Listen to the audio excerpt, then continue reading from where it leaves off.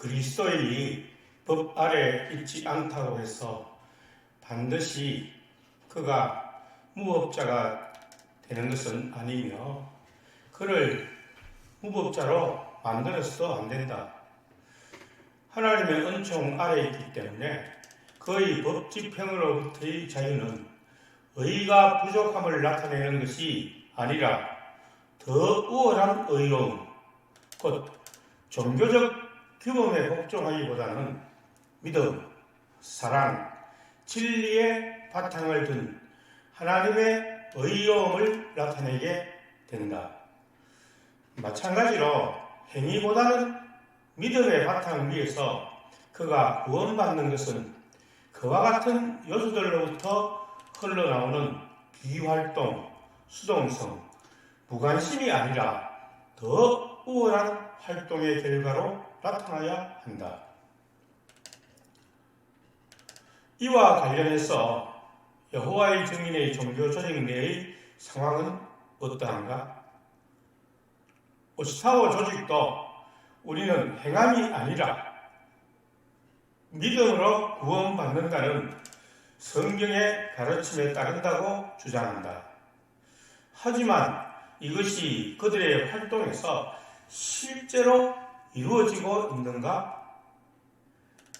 우리는 중앙 집권적 권위에 대한 복종과 그에 대한 충성과 그 조직의 지시가 하나님과 그리스도에 대한 충성과 동일하게 취급되는 것을 살펴보았다.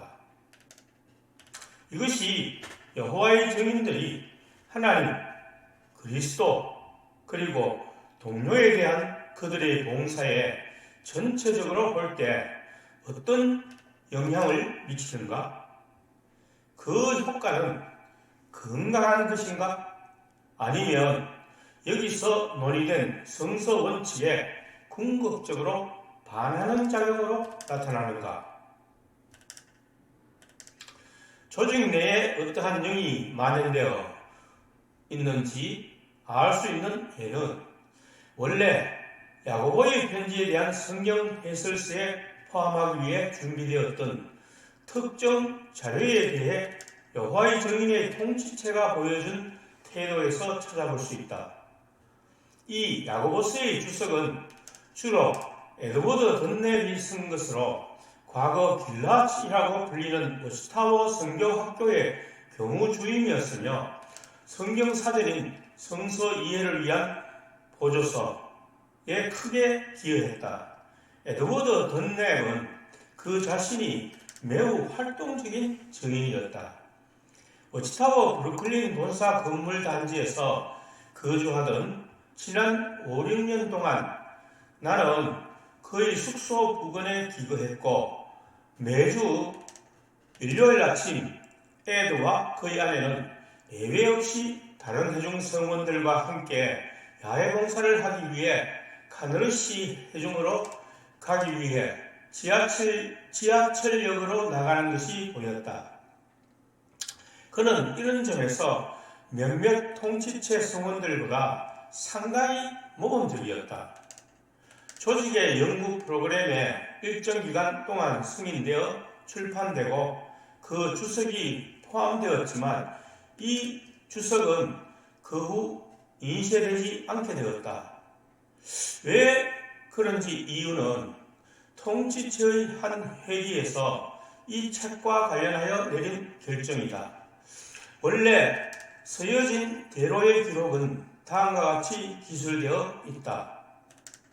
야고보가 보여준 것처럼 누구든지 형제를 판단하거나 자신의 인간적 기준을 그가 따라야 할 기준으로 설정해서는 안 됩니다.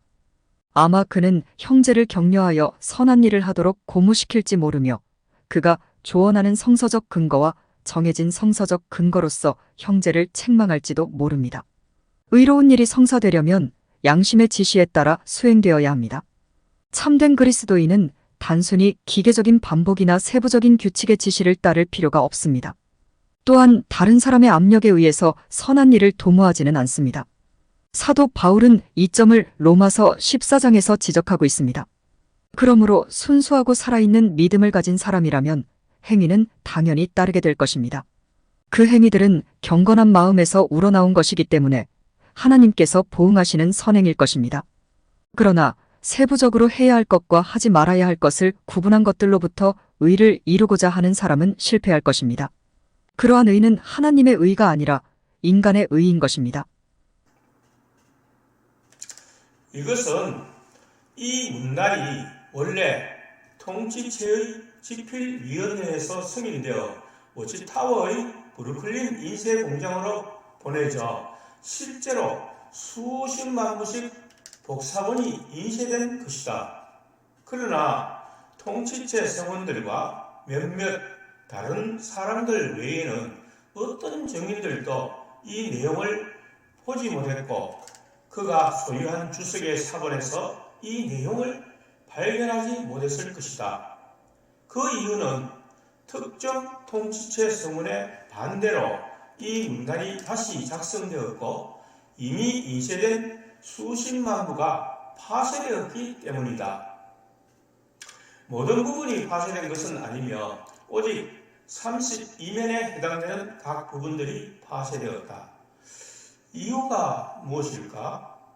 통치체 성원들이 이 일을 제기하여 바뀐 점들은 결과적으로 그들 스스로가 어떤 생각을 하는지 드러낸다는 점에서 의미심장하다.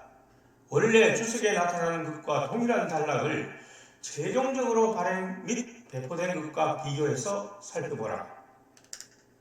원본.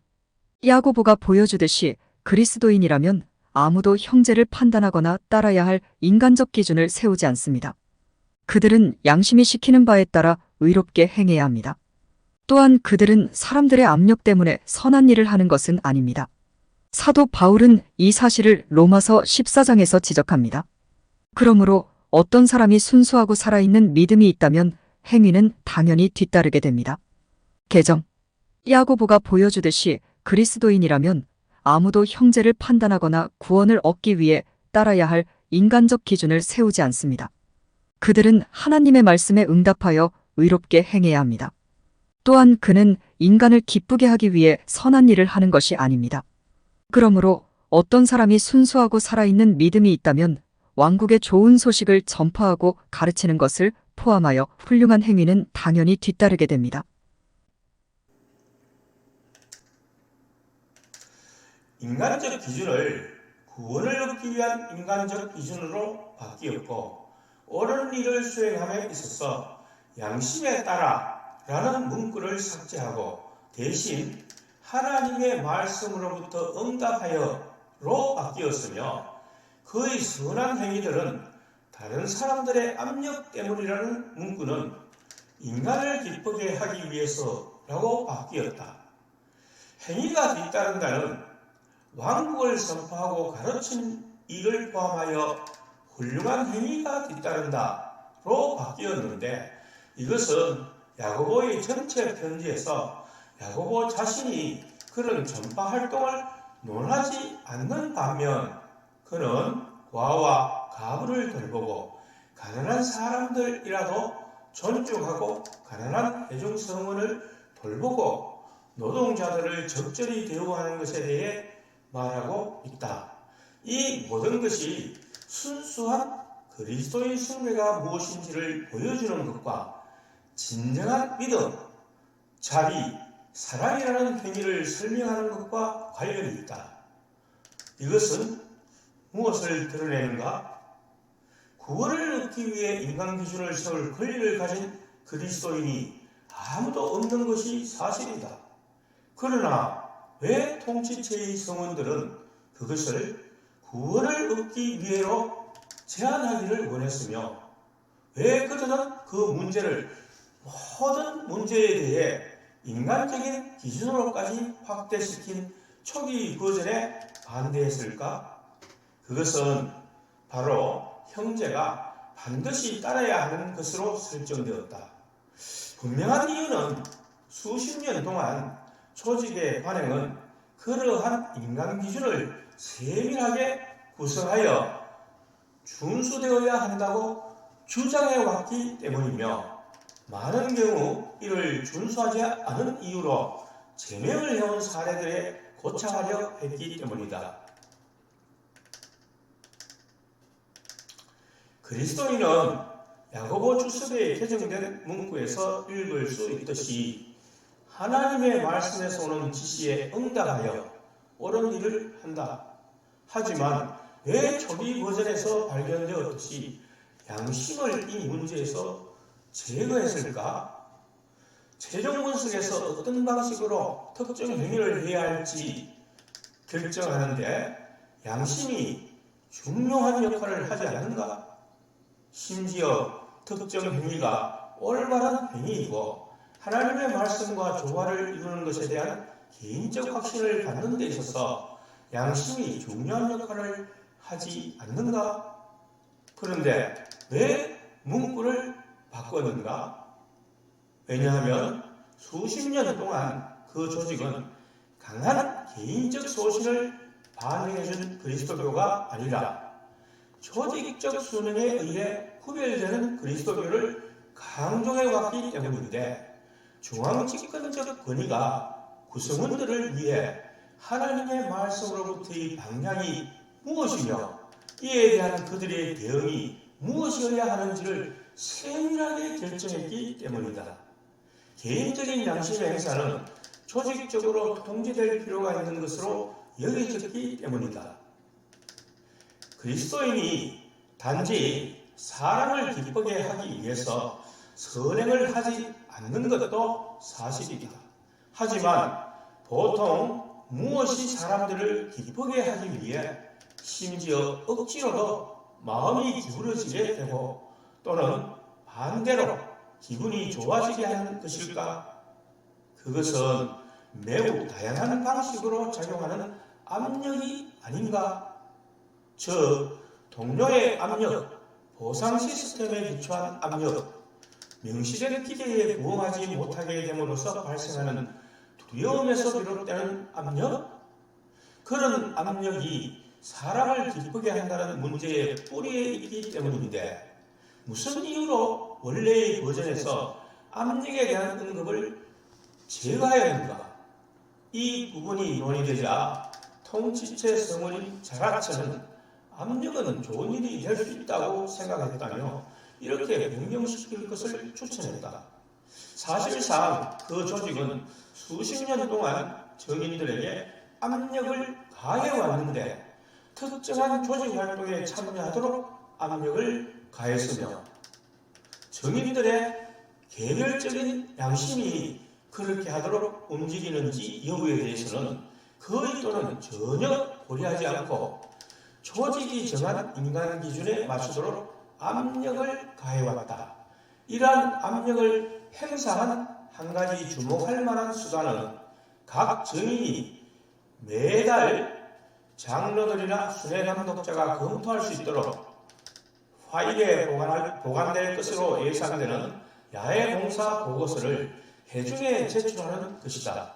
이러한 일에 반대하거나 하지 않으려는 사람은 의로운 일을 하지 않으려는 사람, 즉 의로운 일을 수행하려는 열의가 부족하거나 너무 자존심이 강해서 조직이 강조하는 특정 활동을 하지 않으려는 사람의 견해로 워시타워 출판물에서 제시하는 방식이다. 여호와의 증인들이 수행하도록 강조된 모든 일 중에서 가장 중요한 것은 협회 간행물과 함께 호별받는 활동을 하는 것이다. 하나님에 대한 충성심과 헌신을 나타내는 다른 봉사는 그렇게 뚜렷하고 심지어 결정적인 것으로 여겨지지 않는다. 사도 바울이 구원이 행위에 달려있지 않는 것에 대해 기술할 때 그것은 거의 율법이나 율법의 행위라는 것과 관련되어 있었다. 이것이 위의 그림과 다른 것인가? 아니, 여호와의 증인들에게는 끊임없이 그들이 수행하도록 촉구되는 행위들이 모든 면에서 율법으로 규정된 행위, 즉 인간적인 조직의 지침이면서 동시에 여전히 율법으로 규정되어 있는 행위들로 이루어지게 되었다는 이유 때문이다. 성경에 사용되는 그리스 법, 노모스의 용어는 법률적 의미에서의 성문화된 법률뿐만 아니라 모든 규범, 규칙, 관습, 사용 또는 전통들에 관한 매우 광범위하게 적용된다. 영어에서 법은 구속력 있는 관습이나 공동체의 습관, 통제력 있는 당국에 의해 구속력 또는 집행으로 규정되거나 공식적으로 인정된 행동규칙으로 정의된다. 공식적으로 인정된 방식으로 수행되는 야외 봉사뿐만 아니라 5개의 주중집회의 정기적인 참석에 관해서도 스타버 조직의 통제 권한에 의해 규정된 행위의 구속력이 행사된다는 점은 명백하다. 이것들은 공식적으로 법과 같은 것으로 명시되지 않을 수 있지만 모든 회원에 대한 구속력 있는 의무로서 공식적으로 인정된다. 증인들은 조직이 규정한 활동 프로그램을 지키지 않으면 하나님 앞에서 죄의식을 느끼도록 되어 있다. 이것은 동료 형제들의 압력과 결합되어 통제력 있는 권위가 이러한 행위의 성과를 강제할 수 있는 수단을 제공한다.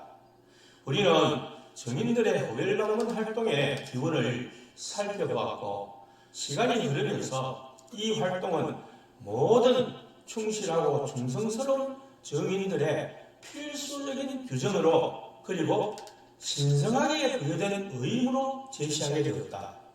이것을 수행하는 것이 하나님의 총애와 승리를 얻기 위해 필요한 것으로 제시되었다.